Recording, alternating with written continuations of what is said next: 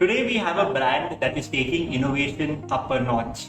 Their flagship product is something called the vegetarian egg. Prakarshi Pulkit, the founder, started Plantmade in the year 2019. He took over a year and a half to come towards a near perfect formulation. Today they have a range of products, right from the liquid version of the vegetarian egg to the powdered form of the vegetarian egg. They also have plant-based kebabs. Now these are not all. There are many other products that you must definitely try out. On this episode, we would talk about the backstory of Plantmade. Why is it important to even replace your normal egg? And also, Prakarshi shows us a glimpse of his lab. Listen in. Hey Prakarshi, welcome to today's episode. So good to finally have you. Awesome. It's an honor. Thank you. Thank you so much. And it's so good to finally meet you. We've been talking for a while. Yeah. So I'd actually like to start from the very beginning. So I know that you completed your engineering from Manipal University, and then you decided to pursue something in the food industry, and then you decided to become a chef. So how did your passion for food start? I actually did not complete my engineering. I dropped out in my third year. I Okay. always wanted to be a chef. I don't know. Since class Mm, 10th, I was a big chubby kid who always loved to eat and cook food. And mm, my parents were never very supportive of that at the time, and they felt it was not a glamorous enough profession. And uh, mm, and that's how I kind of got into engineering.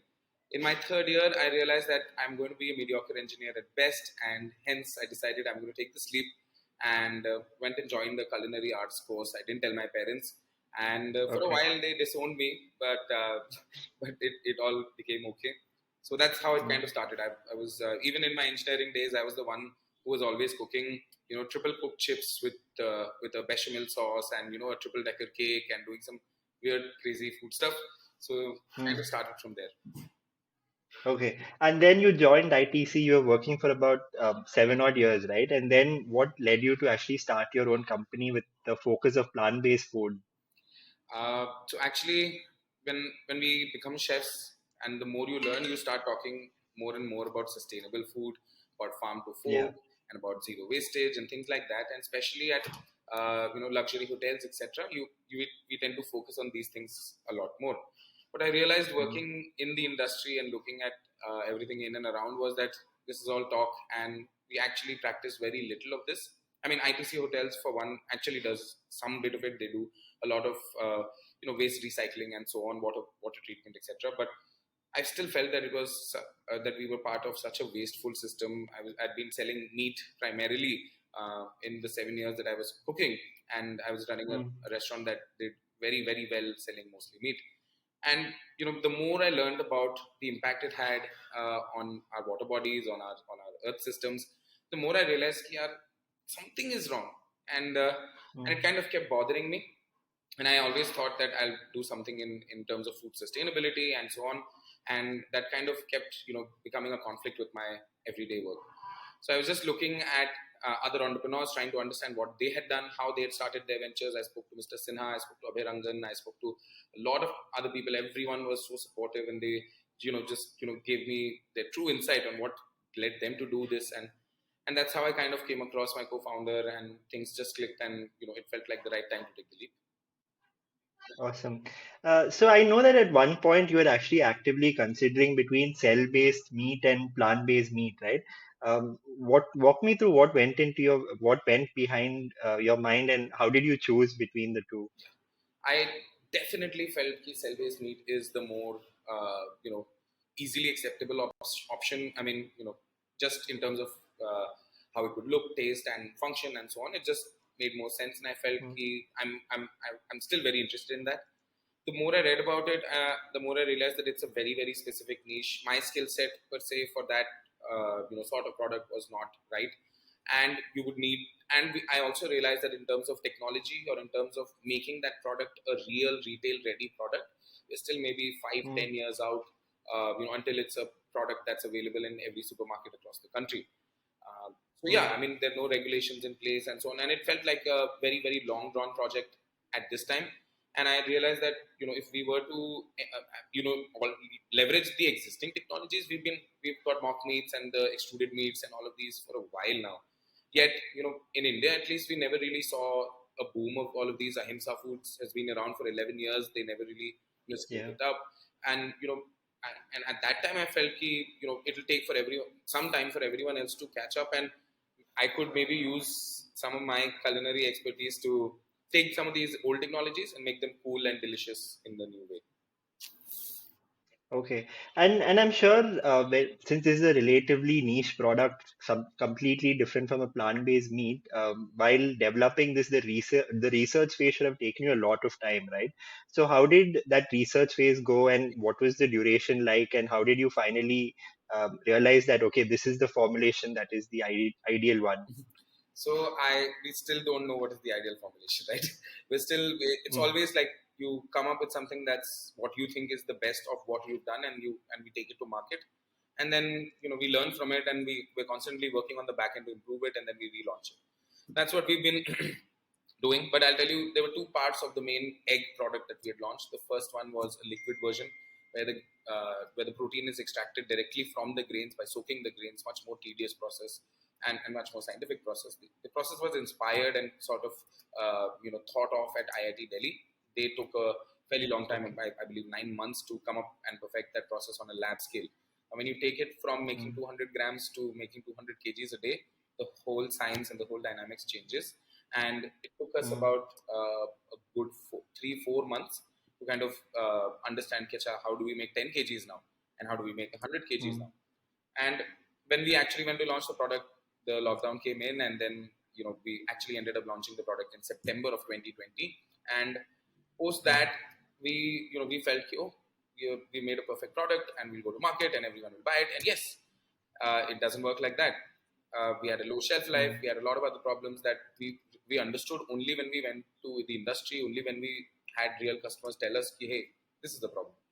So mm, then we started, and our biggest problem at that time also was that we were getting orders from all across the country, not able to sell anywhere because we had a cold shipping problem. We needed to ship it in a yeah. refrigerator, and that so that bit felt like it was a big thing holding us back, and that's why we kind of started thinking, how do we make it shelf stable? and and Mm, there are only 2 or 3 ways, right? You can remove the moisture, you can add some preservative, you can get exceptional packaging.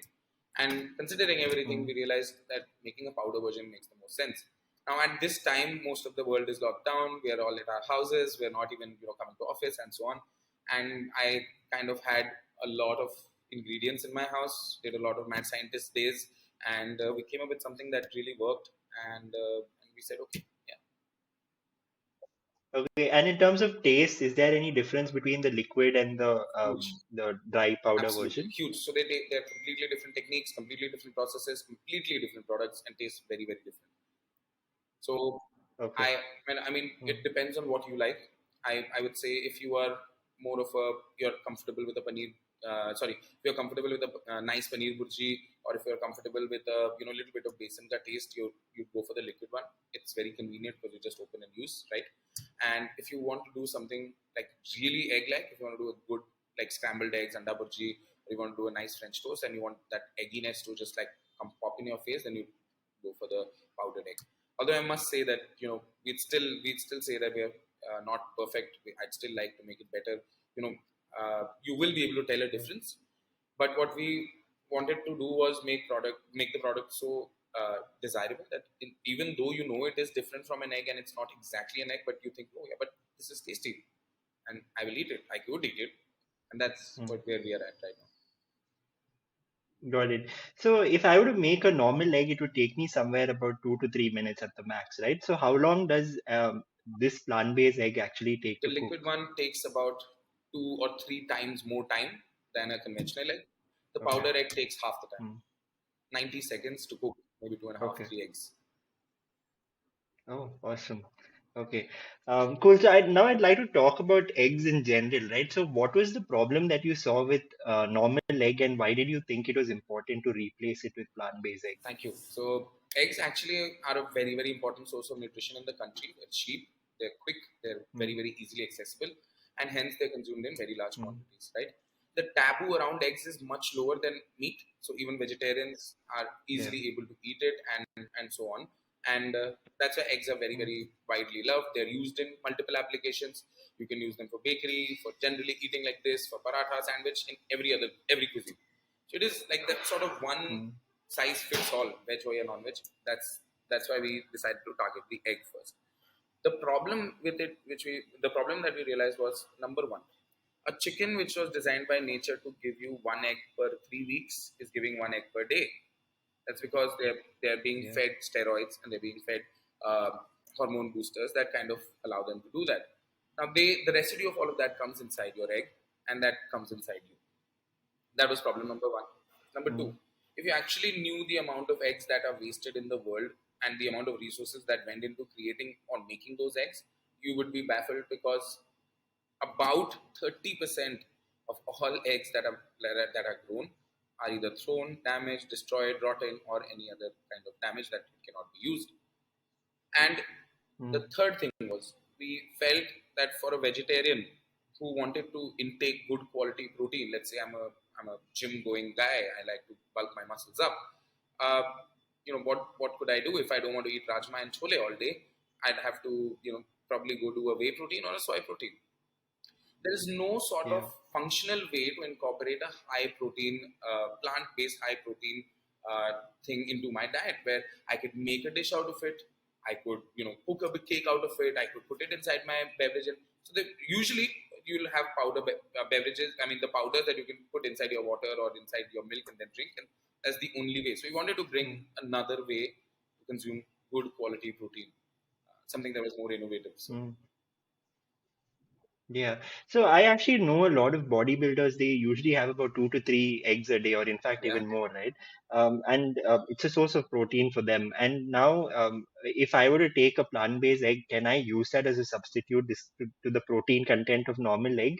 And is it healthy to consume it on a regular basis? Yes. So now this debate about processed foods, and are processed foods good for us, and how good or bad can they be in the long run?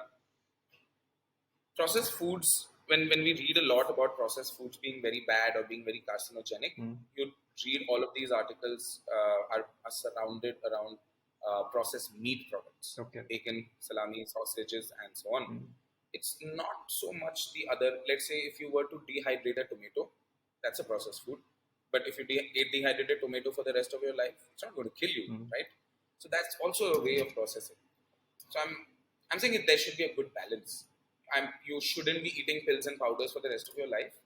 And because of the way that our population is growing, because of the way that that the environment is, we must all realize that if we are to prevent food wastage and make sure that there is food security for everyone, that we make sure that there is enough nutrition reaching the remote parts of the world and the remote pockets of the world, then we'll have to process some of our food.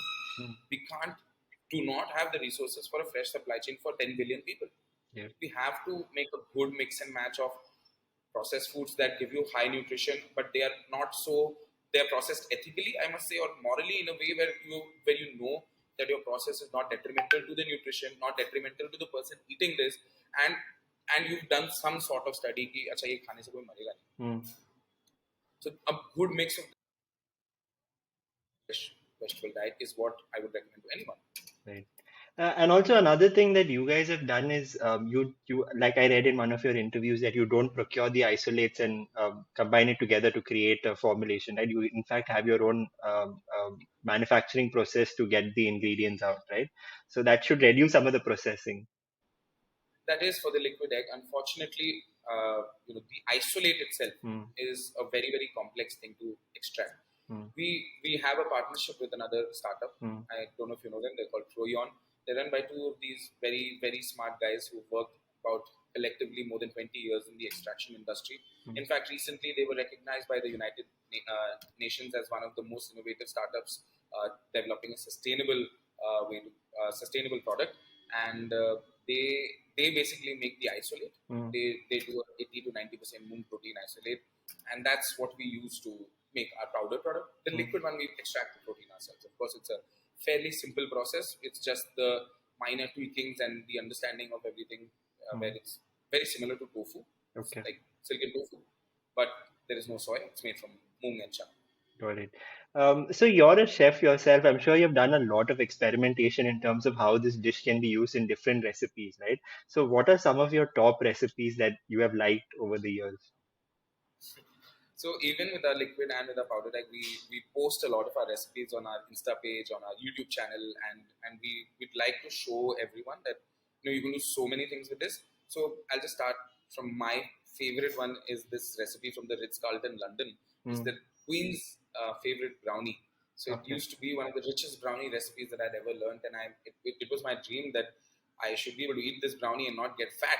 Hmm. And hence I decided to make a recipe where we made that same recipe very low, like zero cholesterol, low fat, high fiber, high protein, and it tasted brilliant. And I think that's going to be my top one.